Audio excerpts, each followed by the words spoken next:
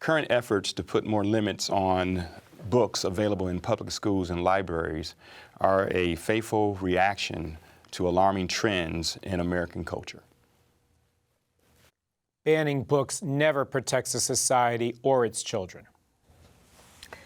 The American Religious Town Hall meeting is now in session.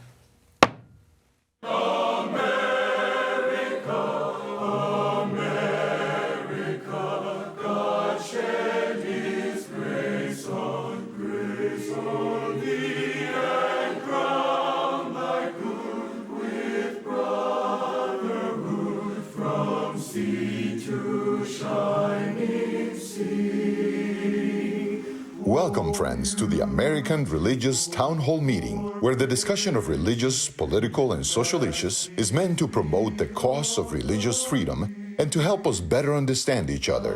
And now, here is your host and moderator. Welcome, viewers. Thank you very much for joining us for another good conversation today. My name is Andrea Luxton. I'm the president of Andrews University in Michigan and today's moderator.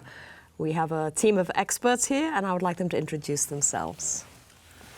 I'm Bishop Michael Olson, and I serve as the Bishop of the Roman Catholic Diocese of Fort Worth, Texas. Hi, my name is Dan Levin. I'm the senior rabbi at Temple Bethel in Boca Raton, Florida. My name is Tom Plumbley. I'm a minister in the Christian Church Disciples of Christ. I serve as minister of First Christian Church, downtown Fort Worth, Texas. And I'm Tony Matthews. I serve in the state of Texas in the area of missions, evangelism, and church planting for a network of churches. And now for today's intriguing topic. America is experiencing a wave of efforts to ban books, and it seems to be led by people wanting to do so in the name of their faith.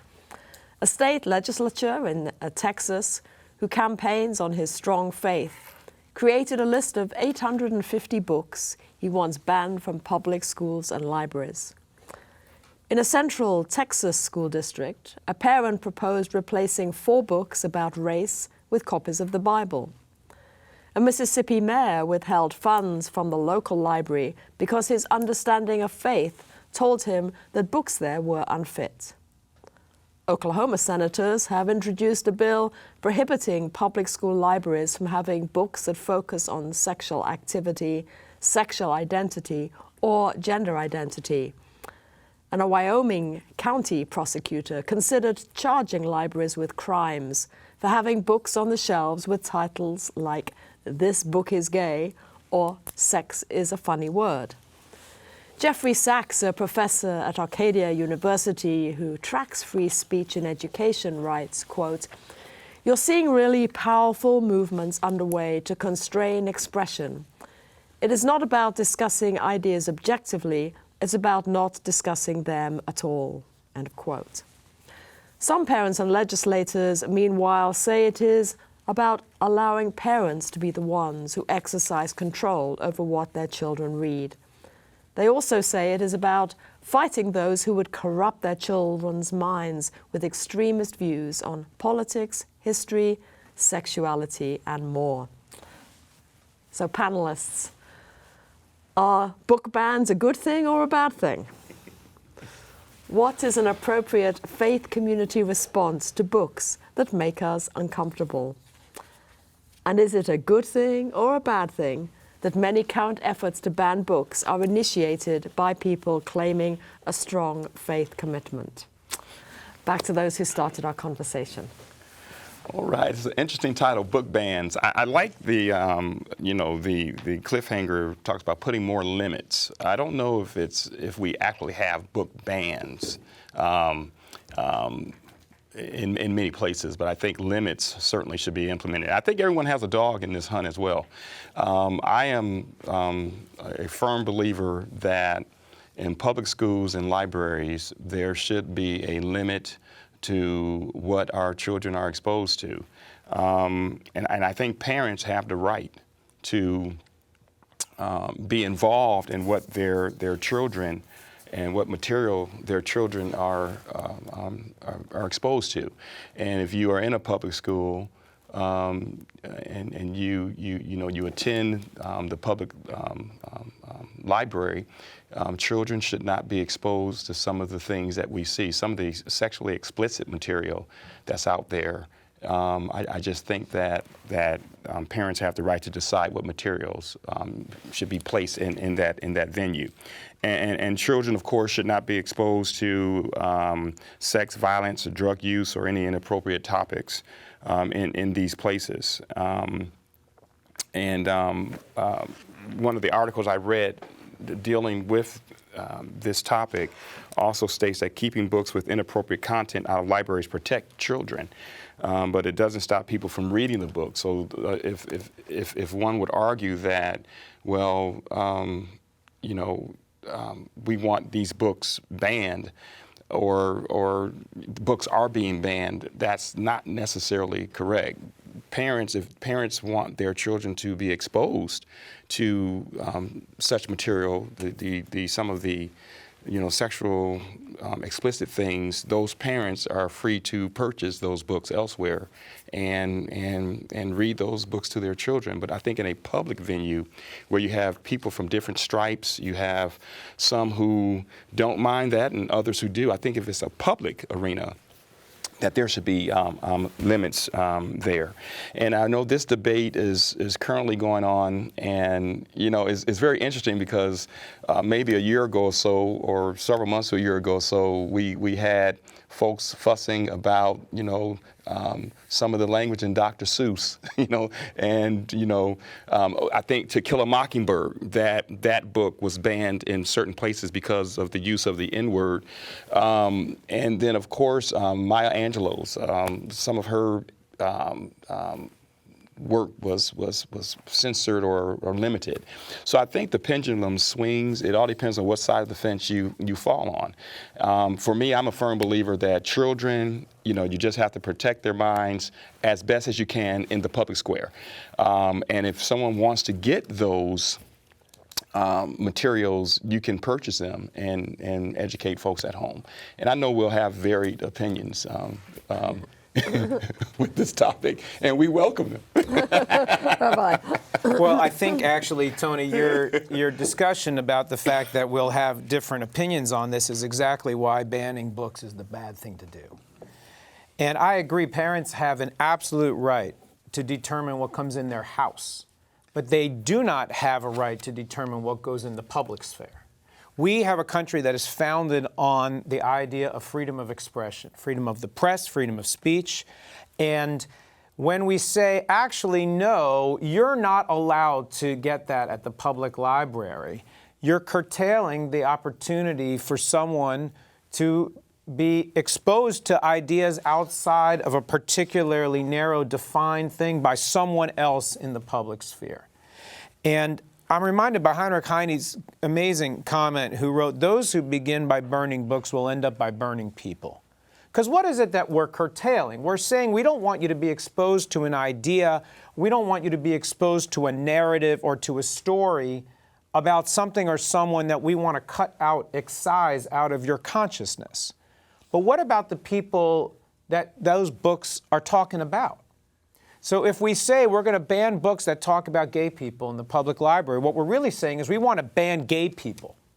We don't want you to know about gay people. We don't want you to think there are gay people. We don't want you to understand gay people. And so we're going to not even let you read a book about them. And to me, that is completely the opposite of how you protect someone's mind. The way you protect someone's mind is not to shelter them or to keep them from being exposed to contradictory ideas. The way that you protect someone's mind is by strengthening it, by helping them to figure out, how do you dissect an idea? How do you live in dialogue with an idea? How do you figure out what you believe in contradistinction to an idea? Because you say, I heard that idea, I considered that idea, I think that idea actually is wrong. And to me, the way that we strengthen our society is not by limiting the ideas that we can be exposed to, it's by expanding the ideas that we expose to, which is why I'm always so excited to participate on this panel, because I learned so much from people who believe things and who come to their belief in fundamentally different paths through different texts than I do. And it's through that exchange of ideas, that presentation of difference, and, well, what do you think about that? Well, that student has a different way of looking at the world. Well, that idea in that book presents something that maybe you aren't taught at home. How do you wrestle with that? And it's that wrestling with the ideas that I think gives us a better understanding of fundamental and ultimate truth. Tom?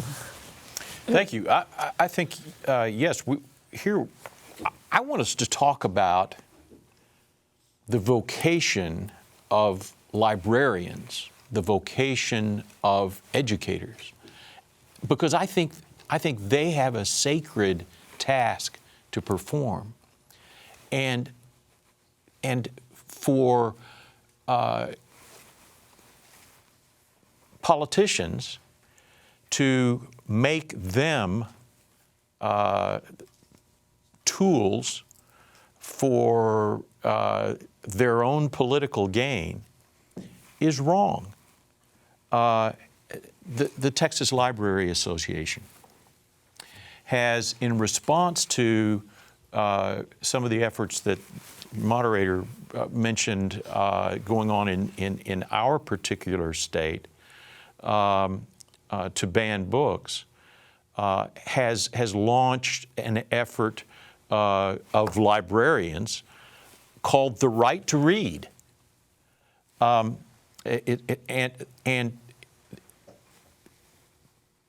they have said that in many cases, librarians are afraid to do their job. They don't know when they're going to be fired, or when they're going to be brought up before the school board, or when they're going to be castigated in some way, when they're going to have parents marching outside their school library.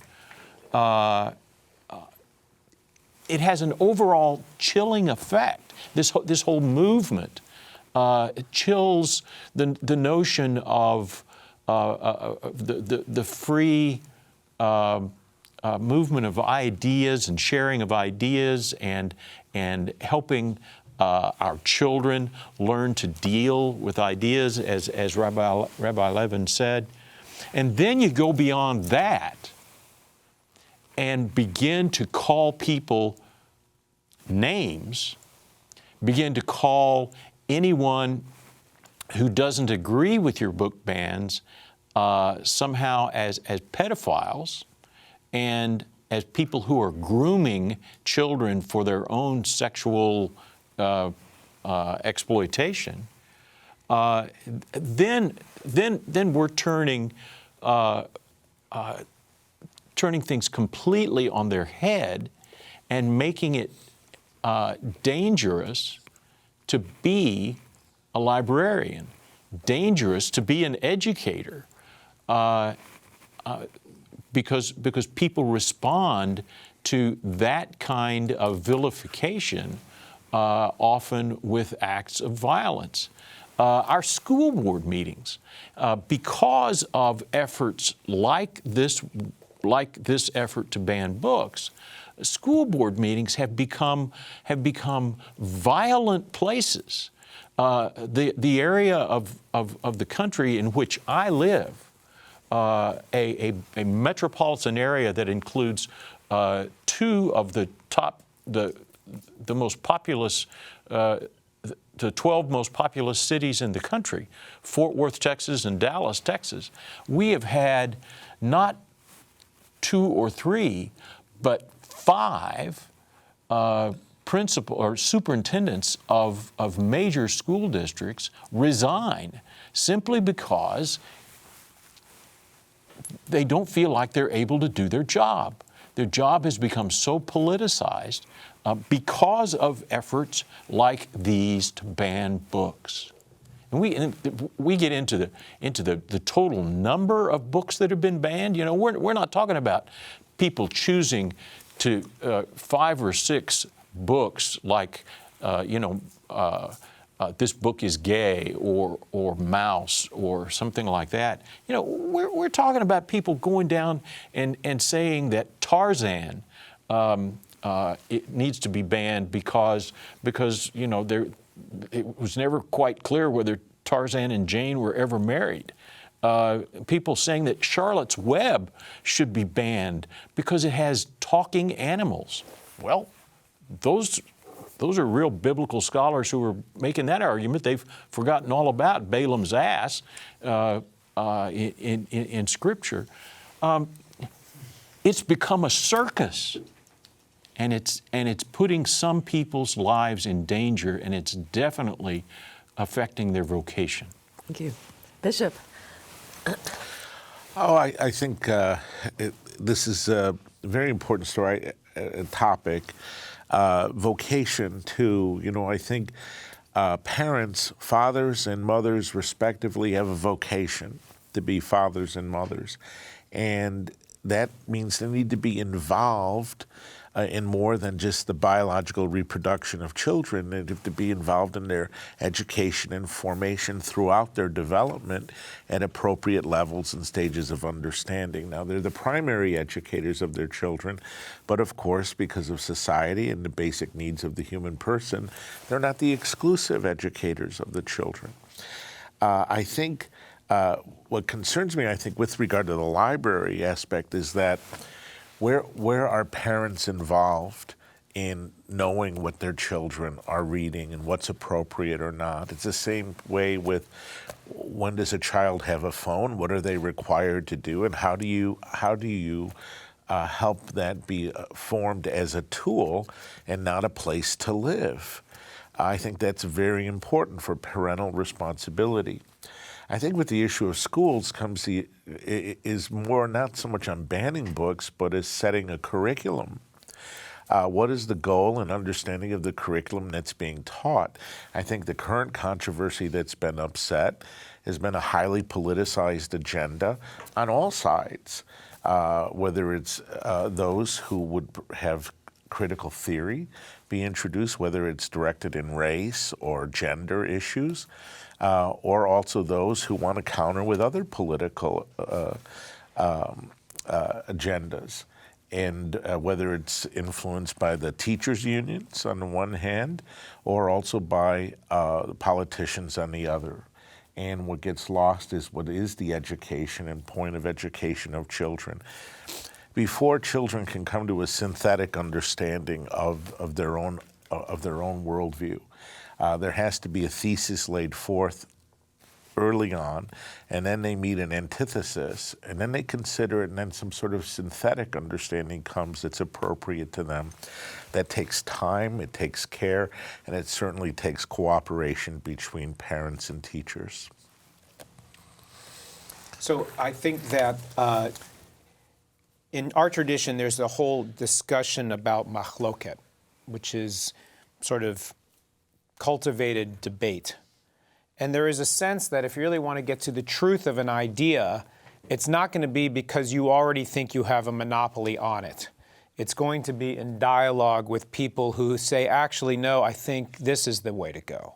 And there's a passage in the Mishnah that says, Kol machloket shehi lehem shemayim hi sofa lehitkayim. The wisdom that comes from a really appropriate debate and a conflict between good ideas, the wisdom that conflict presents will endure. And I think that when we say you can't engage with that idea, we lose the potential for developing that other piece of wisdom. I don't know if people are saying you can't engage with that. I think it's the age level, what's appropriate and inappropriate for a particular age level. A lot of the young adult genre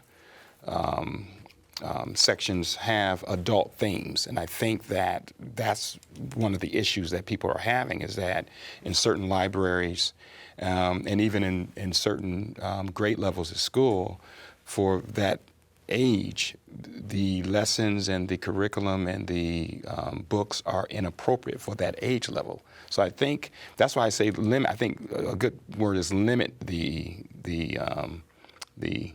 resources. But you see, that's the job of the librarian. That's the job of the teacher. What texts are you going to choose to expose your the children in your class or the children in your school to? And yes, sometimes they make mistakes, and teachers and parents need to raise their hand and say, I think this was a mistake. I think my kid in third grade should not be exposed to this particular thing. And then the parent has a conversation with the school. But the way we're going toward these mass bans is just too much. And we've got to stop there and move to our commercial break. Thank you very much. We hope you're enjoying today's program. If you'd like to learn more about the American Religious Town Hall, please visit our website at americanreligious.org. That's americanreligious.org. There you can read about the vision and history of the program, and we invite you to become a ministry partner, explore our Town Hall Estates healthcare facilities, and view past programs by clicking the appropriate menu buttons. Each week, we look forward to receiving your letters. You may write us at the address shown on your screen. Send your letters to American Religious Town Hall Meeting, P.O. Box 180118, Dallas, Texas 75218. If you have a prayer request, please send it to prayerrequest@americanreligious.org. Thank you for writing and thank you for watching. Now, back to today's closing statements. Thank you for joining us again, and we're going to move straight into those final summations. Parents, that is mothers and fathers, have a responsibility to be the primary and first educators of their children, not only in faith but in reason, and they should accompany their children throughout their development as they come to grow with an adult understanding of the world in science, in literature, in the arts, and also in religious matters. The banning of books does not, if it's done by a library or in the public sphere, in a sense, usurps the parental responsibility. Likewise, though, a curriculum in all forms of education needs to be set according to the development of a child to understand the material that's being presented as it unfolds and as over time they come to a deeper understanding, whether that's biology, ethics, philosophy, literature, and other topics that are essential to our understanding and forming a society that respects human beings and respects human nature. Thank you. Thank you. I think book bans are wrong from beginning to end. I think parents need to be involved in their children's education, absolutely. But one of the questions that was asked at the very beginning of the program was, what effect is this going to have on religious communities and the way faith communities generally are viewed? And I think if religious communities are seen generally as not being able to engage an entire world of ideas, this is only long-term going to further marginalize religious communities in our society. Yeah, as I mentioned at the beginning, I don't know if books are actually being banned. I think certain books are well, there's a call for limits to be put on certain books, and again, I just believe that parents have the right to decide what material their children are exposed to and when they are exposed to that material.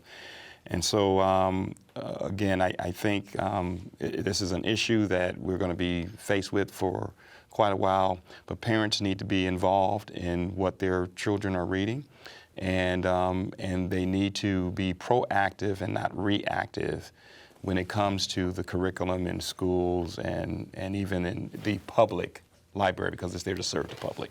And at the end of the day, I think it's a good thing for Americans to read. Let's get back to reading. I think reading is a wonderful tool that will open the mind and help us grow. So I'd say a couple of things. The first is I agree that parents do have a right and a responsibility to determine what comes into their house. They do not have a right or a responsibility to pull books off the shelves of a public library. I think there is the public sphere and there's the private sphere. And families have to do exactly what you both were saying about things within the household. But what about my right to have my kid pull that book off the shelf if it isn't there for them to pull? Second thing I would say is that we live in a world that is extraordinarily complex. The Holy One designed the world to be the most unbelievably diverse and complex organism that exists. And the way that we get to know God is not by ignoring its complexity or simplifying its complexity. It is by embracing its complexity. And I don't think parents help their children by ignoring that complexity. I think the best way a parent can help their child is by giving them the permission and encouraging them to confront that complexity. Well, thank you. Some excellent thoughts shared today. And as I was listening to this conversation as an educator myself, I really appreciated the comments about the librarians and that being a vocation. That's where their training is. And that's, of course, the same, also true of educators. And I know from my experience, at least, that the vast, vast majority of educators see it as a calling, and not a calling to share what is inappropriate to students or share a political leaning, but actually to educate with care students and children of all ages. And so I do hope that as this conversation moves forward, that those of us who are listening, let's recognize that the calling of these different groups, whether it's librarians and teachers and the value that they bring, and they have something to say, I think. The other thing that I would note from my own background is my experience is that whenever a book is banned, everyone goes racing afterwards to find it. And with internet and the availability of access, you stop something and the age of children going down to be able to find things on their own, it's pretty young. Believe me, you ban a book and it's going to be the hottest book on town. And for now, the Charter of the American Religious Town Hall provides that Roman Catholics, Protestant, Jews, educators and others may appear on this program and can declare their beliefs without hesitancy. And the rest of the members of the panel will uphold and guarantee that American rights to all who will appear, irrespective of race or creed, so that the rest of the world can see that here in America, we believe in civil and religious freedom, not only in theory, but in reality. And now, friends, until next week at the same time and over the very same channel, the American Religious Town Hall meeting stands adjourned. And may the God of all of us bless all of you.